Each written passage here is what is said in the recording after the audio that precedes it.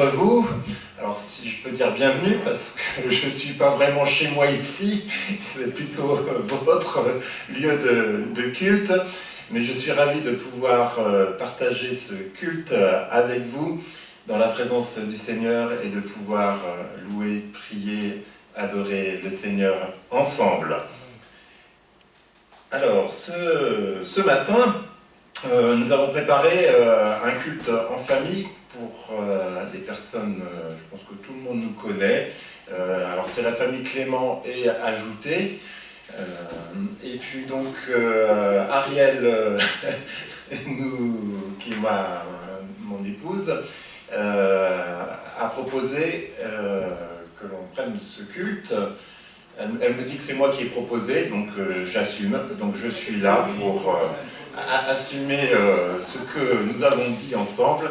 Et nous avons préparé ce culte en famille, et donc nous allons être plusieurs à partager ces différents moments ensemble.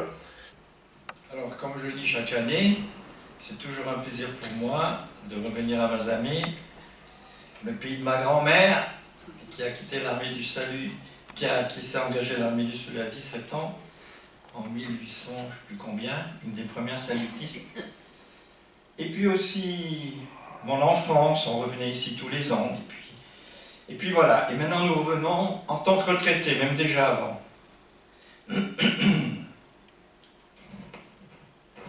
Alors, je dois dire que vous êtes privilégiés parce que à mon âge, à mon grand âge, j'ai arrêté de manifester en public parce qu'on a beaucoup de stress. Quand il faut prendre un message, c'est très stressant. Et maintenant j'ai arrêté pour laisser la place aux jeunes. Mais à Mazamet, depuis plusieurs années, on me demande, bon, je continue à le faire, et je le fais avec plaisir. Alors si je me trompe un peu, si je bafouille, s'il y a des choses qui ne vont pas, vous allez me pardonner. Alors nous allons lire maintenant un long passage, mais très intéressant, qui se trouve dans l'évangile de Jean. L'évangile de Jean est intéressant parce qu'il raconte beaucoup de conversations, beaucoup de sujets. Les autres évangiles sont plus précis, ils parlent plutôt des paroles, ils parlent des actions, quelquefois aussi des conversations, mais avec Jean, il y a des conversations et des histoires détaillées. Alors là, nous allons lire une histoire qui se trouve dans Jean 9, du verset 1 à 38. C'est une histoire longue, c'est un récit long, mais ça vaut la peine de le lire. Je le lis dans la version français courant. En chemin, Jésus vit un homme qui était aveugle depuis sa naissance. Ses disciples lui demandèrent, « Maître, pourquoi cet homme est-il né aveugle? À cause de son propre péché ou à cause du péché de ses parents ?» Jésus répondit, « Ce n'est ni à cause de son péché, ni à cause du péché de ses parents, il est aveugle pour que l'œuvre de Dieu puisse se manifester en lui. Pendant qu'il fait jour, nous devons accomplir les œuvres de celui qui m'a envoyé. La nuit s'approche où personne ne peut travailler. Pendant que je suis dans le monde, je suis la lumière du monde. » Après avoir dit ces mots, Jésus cracha à terre et fit un peu de boue avec sa salive. Il frotta les yeux de l'aveugle avec cette boue et lui dit, « Va te laver la figure à la piscine de Siloé. » Ce nom, nous est-il dit, signifie envoyé. Siloé, envoyé. L'aveugle y alla, se lava la figure, et quand il revint, il pouvait voir. C'est tout simple comme c'est raconté. Ses voisins et ceux qui l'avaient vu mendier auparavant dirent alors, « N'est-ce pas cet homme qui se tenait assis et qui mendiait ?» Il faut se dire aussi, cet aveugle avait été guéri, mais il n'est pas retourné remercier.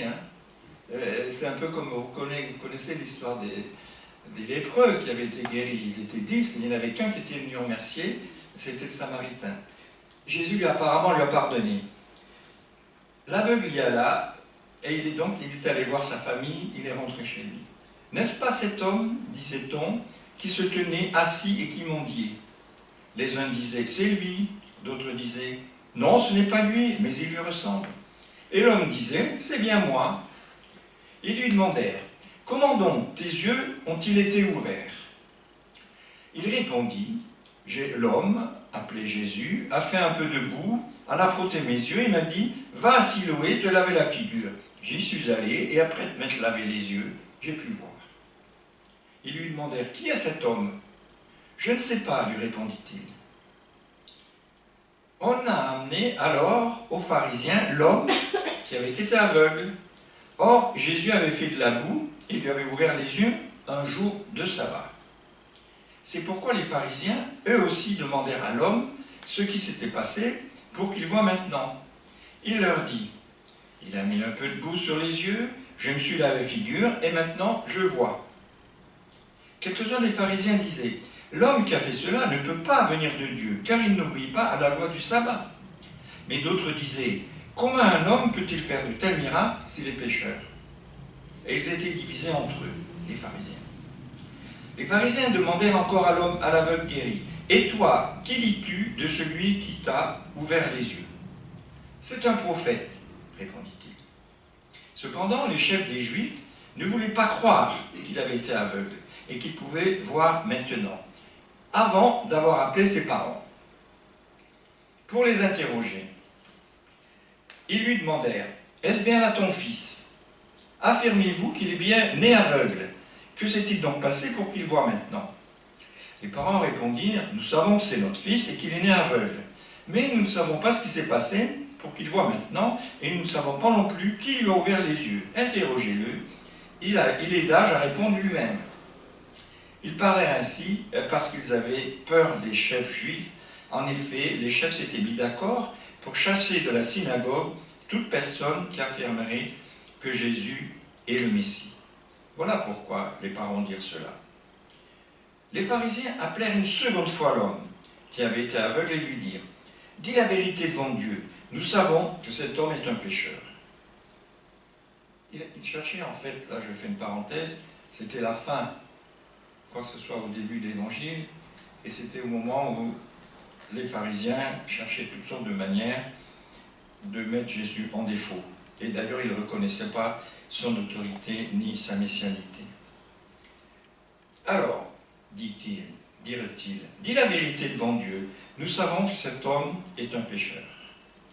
Il répondit, je ne sais pas s'il est pécheur ou non, mais je sais une chose, j'étais aveugle et maintenant je vois. Ils lui demandèrent, que t'a-t-il fait? Comment t'a-t-il ouvert les yeux? Je vous l'ai déjà dit, répondit-il, mais vous ne m'avez pas écouté. Pourquoi voulez-vous me l'entendre dire encore une fois? Peut-être désirez-vous aussi devenir ses disciples. Là, il devient un petit peu impertinent. Ils l'injurièrent et dirent, toi, tu es un disciple de cet homme. Nous sommes disciples de Moïse. Nous savons que Dieu a parlé à Moïse, mais lui, nous ne savons pas d'où il vient. L'homme lui répondit, voilà bien ce qui est étonnant. Vous ne savez pas d'où il vient, et pourtant il m'a ouvert les yeux. Nous savons que Dieu n'écoute pas les pécheurs, mais qu'il écoute l'homme qui le respecte et obéit à sa volonté. On n'a jamais entendu dire que quelqu'un ait ouvert les yeux d'une personne née aveugle. Cet homme ne venait pas de Dieu. Si cet homme ne venait pas de Dieu, il ne pourrait rien faire. Alors là, c'est l'aveugle qui commence à faire la leçon aux pharisiens. Ils lui répondirent, tu es tout entier dans le péché depuis ta naissance, et tu veux nous faire la leçon. Et ils le chassèrent de la synagogue. Jésus apprit qu'il l'avait chassé.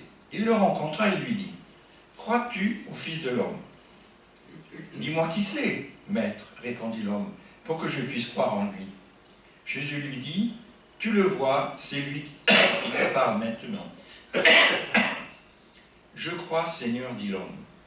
Il se mit à genoux devant Jésus. Voilà cette lecture, et nous allons essayer de la relire, d'essayer de l'expliquer. C'est un récit bien long qui nous parle d'un aveugle qui est guéri au sens propre du mot, et nous voyons aussi des aveugles spirituels. Ah, il y a un problème. Nous voyons aussi des aveugles spirituels qui prétendent voir et restent dans les ténèbres. Et ça, Jésus l'a bien souligné à la fin. Alors, il faut se rappeler que juste auparavant, il y avait déjà des grosses discussions entre Jésus et les pharisiens qui lui cherchaient des noises. Ça s'est tellement tourné mal que, nous est-il dit, juste un verset avant, Finalement, ils étaient fâchés et ils voulaient le lapider. Ils ont sorti des pierres, mais Jésus a réussi à s'échapper. Et il n'a pas eu le temps de reprendre ses esprits. Tout de suite, cette rencontre avec l'aveugle. Alors, première question, qui a péché? Dans ces temps-là, et dans certains milieux c'est le cas aujourd'hui, dans ces temps-là, on associait toutes sortes de souffrances au péché, à la punition. Cette maladie de naissance, c'était la faute de quelqu'un, c'était la faute des parents. Et pour eux, ils étaient punis par Dieu. Et d'ailleurs, les pharisiens, ils pensent cela, parce que quand ils ont parlé plus tard à l'aveugle, ils lui ont dit « Tu es né tout entier dans le péché ». Et la réponse de Jésus a été claire, ça n'est pas le cas. Il était aveugle pour louer la gloire de Dieu. Alors, une chose, au verset 6, une chose aussi à remarquer par rapport à d'autres aveugles comme Bartimée, il ne demande rien, cet aveugle. Apparemment, il n'a pas compris, il ne demande rien, c'est Jésus qui va vers lui. Jésus lui demande un acte de foi. Il lui dit d'aller se laver au réservoir de Siloé. Alors, c'est une étrange façon de guérir. Nous pensons aujourd'hui qu'on a plus de connaissances, que ce n'est pas très hygiénique. Et d'ailleurs, c'était comme ça à l'époque. À l'époque du Christ, on pensait que la salive d'un homme de bien, avait des qualités et des vertus.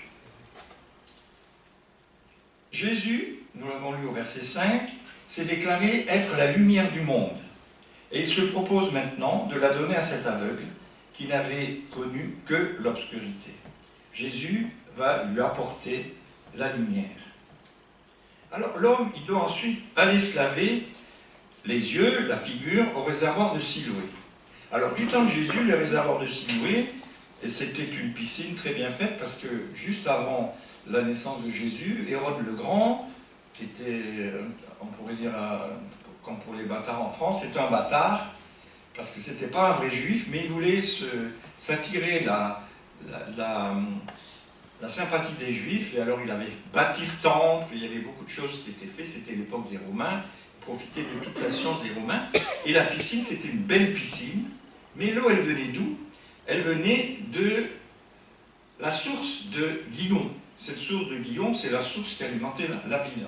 À cette époque, quand je vois, on passe souvent devant la rue des Terrons, et tout à l'heure, hier, j'expliquais à ma fille que la rue des Terrons a une source, et que la source du Terron, elle était très importante pour Mazamet, parce que quand les gens sont descendus d'Eaupoul, parce qu'il y avait beaucoup moins de danger, ils ont descendu à Mazamet, eh bien, ils ont fait une petite ville qui prenait la rue du Terron et la rue du Galinier, mais avec des murs tout autour, mais il fallait une source. Et il y a encore cette source du Terron. C'était important à ce moment-là, parce que quand on était assiégé, si on n'avait pas d'eau, on ne tenait pas longtemps.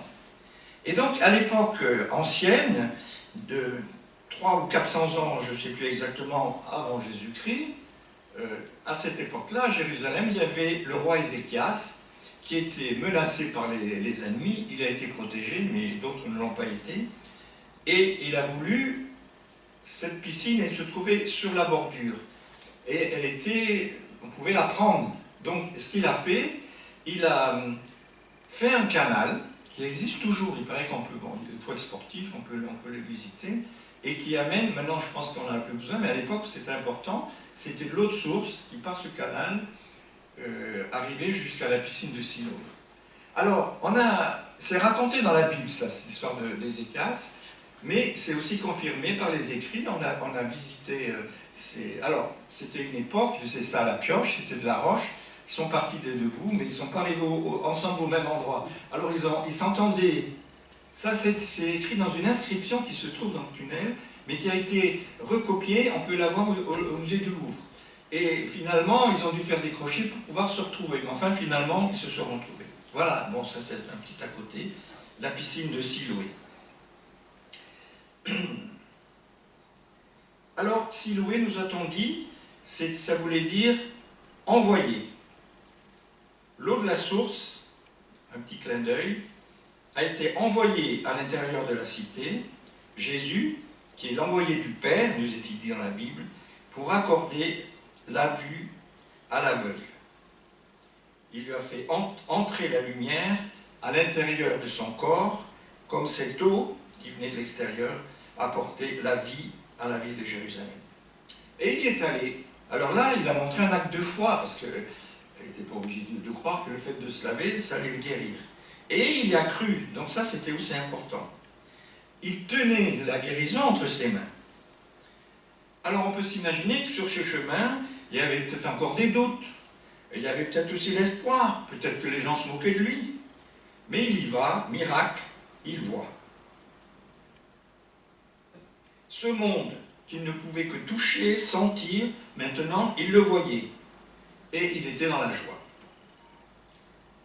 Alors là aussi, il retourne chez lui. On l'a souligné tout à l'heure. Et chez lui, le centre d'attraction, parce qu'on le connaissait bien, et il y avait vraiment quelque chose qui avait changé avec lui. Et lui, il dit, c'est bien moi, on l'a vu tout à l'heure.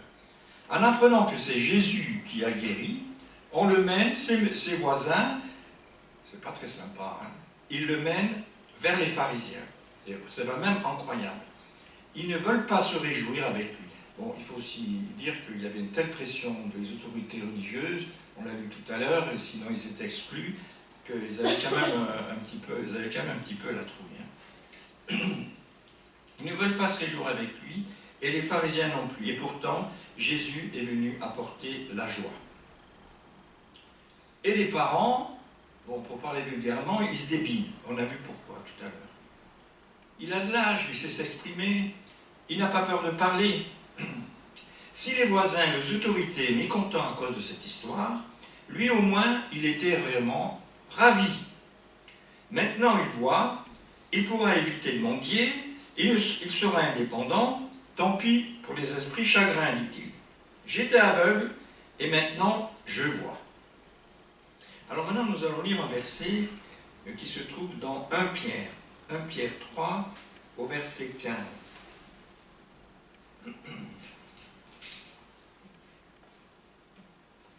Soyez toujours prêts, nous dit l'apôtre Père, c'est une parole qui s'adresse aussi à nous, soyez toujours prêts à répondre à tous ceux qui vous demandent des explications au sujet de l'espérance qui est en vous. Il est important de savoir répondre, dans une autre version, à quiconque nous demande raison de l'espérance qui est en nous. Mais les plus beaux discours ne remplacent pas une expérience vécue. Lui, il avait vraiment vécu une expérience tangible, et son discours, il passait mieux que certains peut-être des nôtres. Alors, nous pouvons aussi voir finalement cet homme, au début il était aveugle, et finalement il a rencontré le Christ, il est devenu chrétien. Mais ça ne s'est pas fait d'un seul coup. Il a eu une révélation progressive.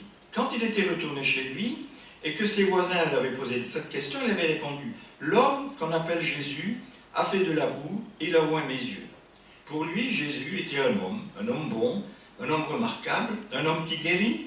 Mais à ce moment-là, dans l'esprit de l'aveugle, Jésus c'était seulement un homme. Il faut dire que Jésus, il n'avait pas une attitude, on ne voyait pas que c'était un Messie, on ne voyait pas que c'était Dieu, quand on le voyait comme ça. Comme il est dit dans l'Écriture, il avait l'apparence des hommes. Ensuite, quand il est allé voir les pharisiens, vous remarquez, vous vous rappelez les discussions avec les pharisiens, et qui disaient « Cet homme ne vient pas de Dieu », et ensuite « Comment un homme pécheur peut-il faire de tels miracles ?» Et alors l'aveugle guéri commence à évoluer dans son jugement. À la question « Toi, que dis-tu de lui, ce qui t'a ouvert les yeux ?» Il répondit « C'est un prophète. » Alors là, déjà, il se rend compte qu'il y a une progression. Il prend confiance dans son dialogue avec les autorités. Et il les titille même, un peu, on l'a dit tout à l'heure. Il les nargue. Dieu n'exauce point les pécheurs, mais si quelqu'un l'honore et fait sa volonté, il exauce, dit-il. Si un homme n'est pas de Dieu, il ne pourrait rien faire. À ce point-là, ce miraculé avait besoin d'une conversation avec Jésus. Et Jésus l'a recherché. Là, c'est Jésus qui recherche toujours. Dans sa nouvelle vision de Jésus, il était prêt à recevoir la dernière question de Jésus. Crois-tu au Fils de Dieu ? Au verset 35. Et cette dernière question l'amena à sa profession de foi à lui. Je crois Seigneur, et il l'adora à genoux, devant tout le monde. Donc là, il est venu apôtre, disciple de Jésus. Dans un temps très court, par ce cheminement dramatique, l'homme est parvenu une fois dans son corps et une deuxième fois dans son âme, de l'obscurité à la lumière. On peut penser que Jésus a été heureux de voir l'acte d'adoration de cet homme, et il saisit alors l'occasion pour annoncer une autre vérité. Nous est-il dit, « Je suis venu dans ce monde pour un jugement, pour que ceux qui ne voient point voient, et que ceux qui voient ou qui croient voir deviennent aveugles. » Et bien sûr, il pensait aux pharisiens. Et la venue du Christ, dès le début d'ailleurs, a mis une division parmi les hommes de son temps, une séparation en deux groupes, les croyants en lui, parce qu'ils croyaient en l'Ancien Testament, on peut dire, mais ils ne croyaient pas au Nouveau Testament, et les incroyants. Il a offert sa grâce, mais ensuite, le jugement est inévitable, d'une façon ou d'une autre. Donc, pour résumer cette histoire, et donner un titre, on pourrait dire « La vue pour l'aveugle, l'aveuglement pour ceux qui croient voir ». Alors, en conclusion, nous pourrions dire « Cette histoire est la nôtre. Nous étions dans l'obscurité, nous étions handicapés, nous n'avions pas la lumière de l'Évangile. Un jour, Jésus s'est trouvé sur notre route, il a fait éruption dans notre vie, il nous a apporté la vraie lumière. Nous le reconnaissons comme notre Seigneur, nous lui disons aussi « Je crois en toi ». Et nous l'adorons. Gloire à Dieu. Ensuite, il est important de savoir répondre à 1 Pierre 3,15 à cette question « Quiconque nous demande raison de l'espérance qui est en nous, nous devons être capables de l'expliquer, de la donner, et d'avoir le courage de le faire. » Prions ensemble. Seigneur, ouvre nos yeux aux merveilles de ton amour. C'est une prière de Michel Squarneck. Je suis aveugle sur le chemin. Guéris-moi. Je veux te voir. Garde ma foi.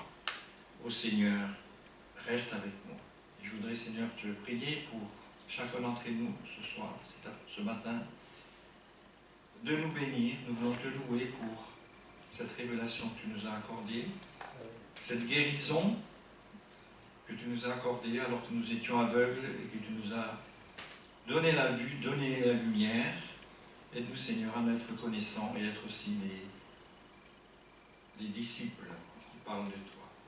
Nous voulons prier pour chacun d'entre nous, pour la communauté de Mazamet, pour notre armée. Nous voulons prier pour notre pays qui aujourd'hui est dans une époque décisive. Nous voulons prier pour nos dirigeants. Nous voulons prier, Seigneur, pour que la paix règne dans le monde. Bénis-nous, Seigneur. Garde-nous en toi, au nom de Jésus. Amen. Amen.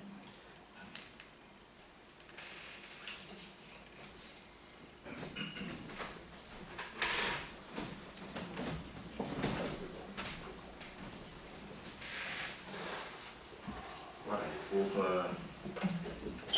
clôturer ce culte, je vous propose de chanter l'unisson 77, qui est en lien avec ce qui vient de nous être dit. Et le refrain dit « Brille, ô Jésus, couvre ce pays de ta gloire, brûle, Saint-Esprit, embrase nos cœurs, coule en torrent de ta grâce, remplit les nations, par le Seigneur, que la lumière soit. »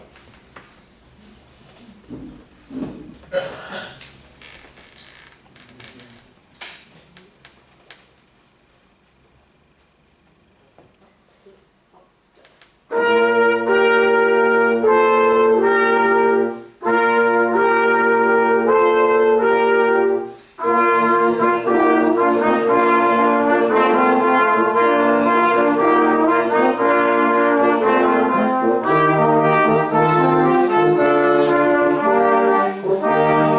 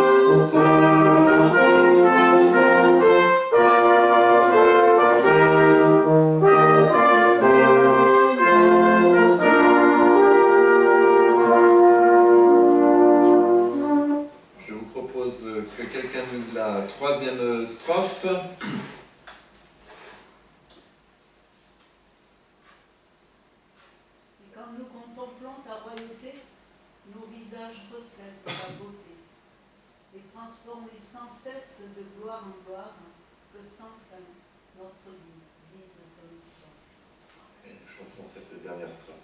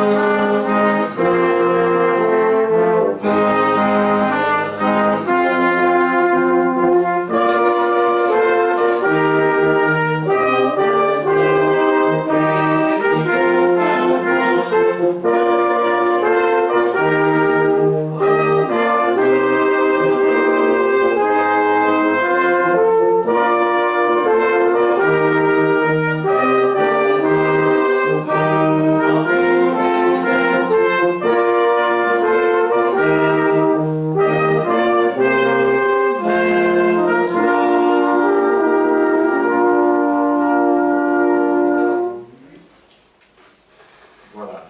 Et pour terminer ensemble, je vous propose la bénédiction qui sera chantée.